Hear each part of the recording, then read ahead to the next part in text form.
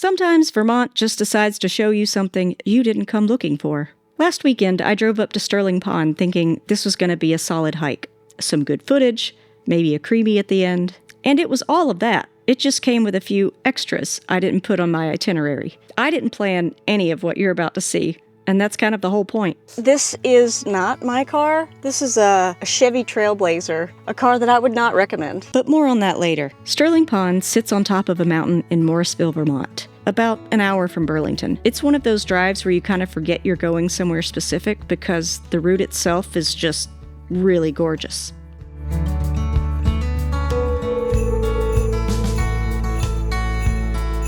The trailhead is relatively easy to find. Parking is straightforward, if you can find it, and the whole thing starts simply enough. So here we are at the Sterling Pond Trailhead, one of my favorite hikes in Vermont. As you can see, the trail does get pretty steep behind me. I think I'm on the right trail. Just kidding, the trail's actually across the street. The trail to get to Sterling Pond is about 1.7 miles one way, with around 1,000 feet of elevation gain, and believe me, you're gonna feel it. It does move quickly, but this is not a leisurely flat walk. We're gonna be going straight up the mountain. Trust me, when a trail guide in Vermont says that it's difficult, it will be a difficult hike. And this one certainly didn't make me feel like I was in shape like I thought I was. I am already out of breath, and I can hear the cars still. So yeah, we're not even a quarter of the way up yet. This may take a while. That's okay though, it's a beautiful day. So come with plenty of water, wear some good shoes, and give yourself plenty of time to actually enjoy the top. And that's exactly what I did.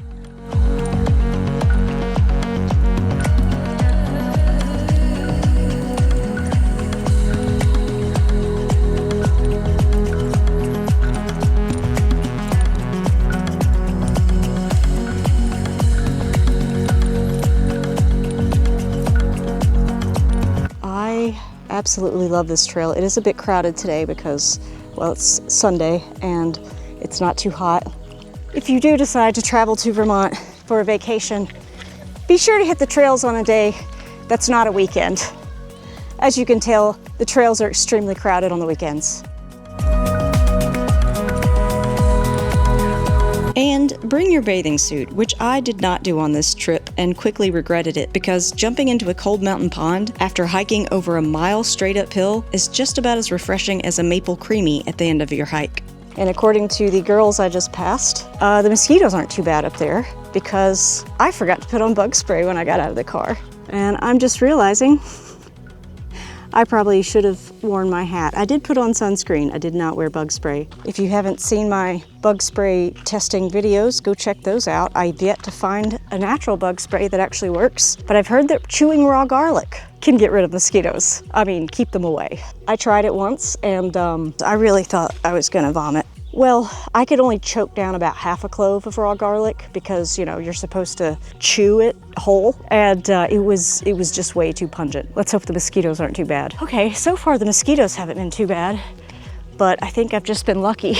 Before we make our way up the mountain, let's talk about getting here. To reach Sterling Pond, you have to drive through Smuggler's Notch, one of the most dramatic mountain passes in Vermont. This is a tight fit. The bends are so tight that trucks get stuck in them on the reg. In fact, they close this road for much of the winter. If you can't make it through this, you can't make it up the notch.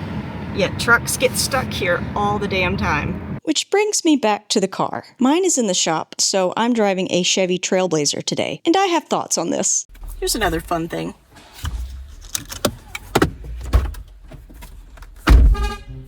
Why does it do that? I don't need it to honk at me. I'm in the car. I know the keys in the car. It's also impossible to lock the keys in the vehicle.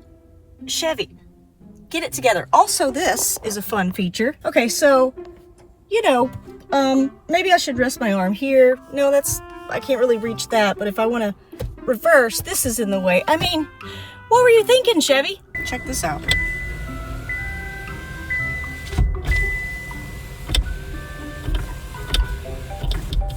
Do you know how many times I've done that? Seriously, Chevy, Get it together. There's probably a prediction over there on one of those prediction apps. I cannot tell you how excited I am to be returning this car. I've had it for 2 weeks, and so far the only good thing I can say about it is that it gets excellent gas mileage and it has pretty good pickup.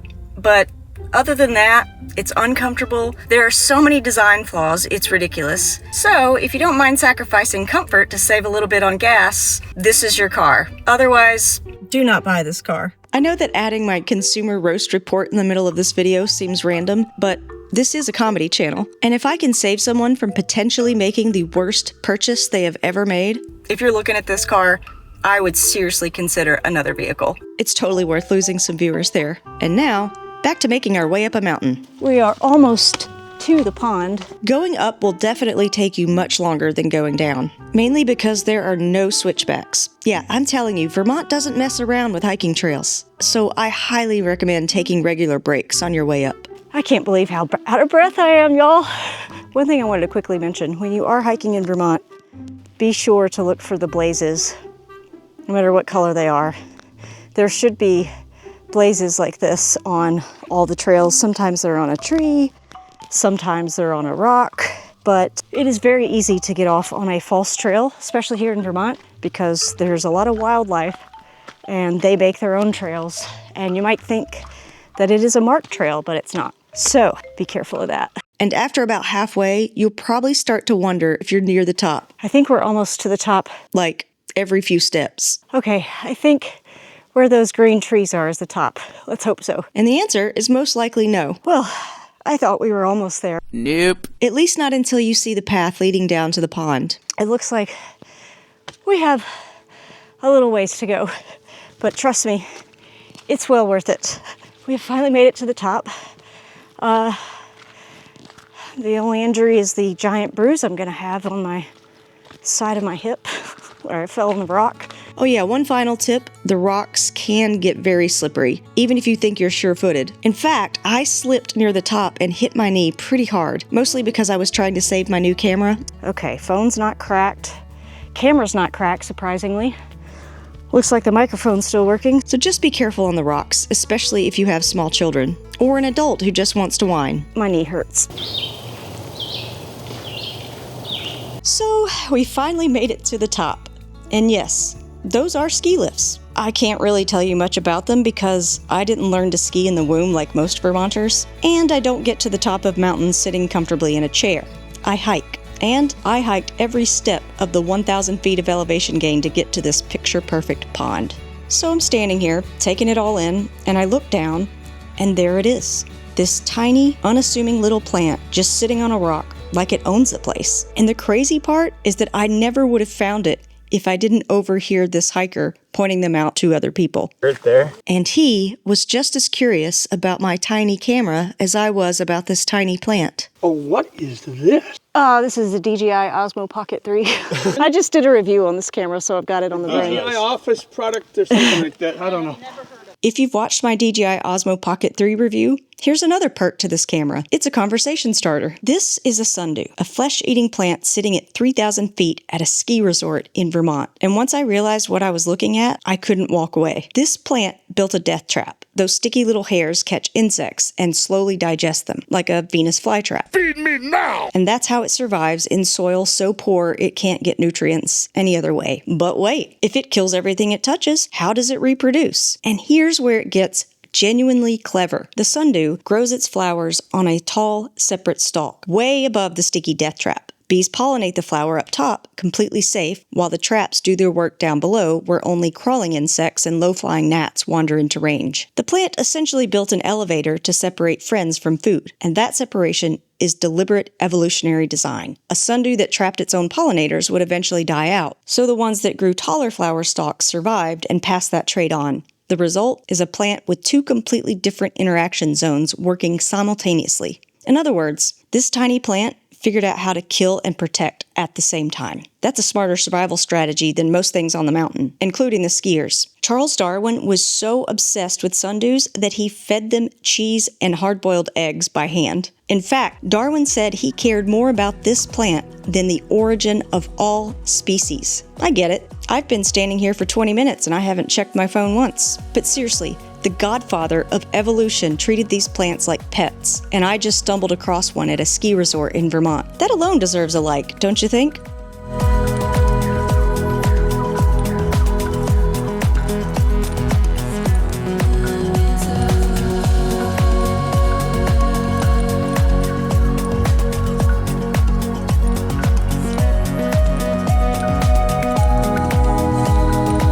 Totally worth the hike.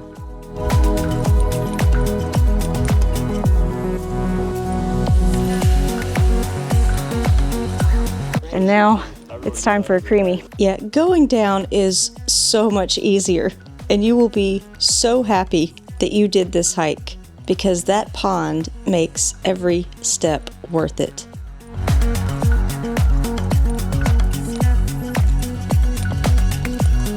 But it's definitely one of my favorite spots in Vermont, even though it can get crowded. Well,